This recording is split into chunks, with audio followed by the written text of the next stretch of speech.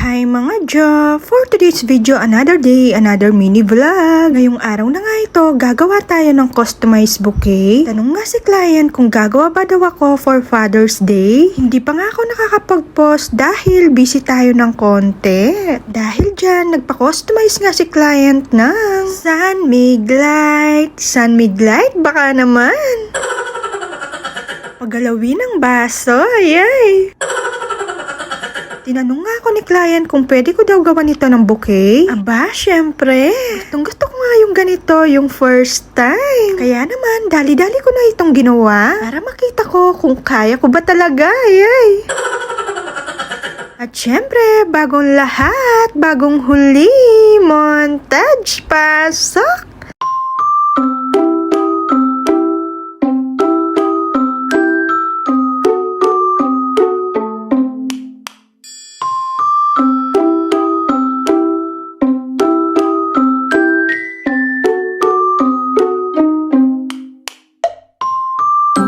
Dito naman tayo sa pangalawa kong client. Nagpagawa nga si client ng garland. Tinanong niya nga ako kung kaya ko bang tapusin hanggang May 28. Dahil isa lang ito, kaya tinapos ko na. Tinanong ko din si client kung anong kulay ang gusto niya. Nabihan niya nga ako kung pwede daw na kulay violet. Kaya lang, yung available na kulay ko lang ay yung lavender. Kaya naman, tinanong ko siya kung okay lang ba sa kanya. Okay naman daw dahil babae daw yung anak niya. Kaya naman, for the go na tayo. Sinabihan nga ako ni client na kahit wala pa daw na May 28 ay kukunin na daw niya kapag natapos ko. Ang sabi ko nga sa kanya kapag natapos ko ay magme-message ako sa kanya. Pero ang ending, natapos ko na pero hindi pa ako nakapag-message sa kanya. Yay!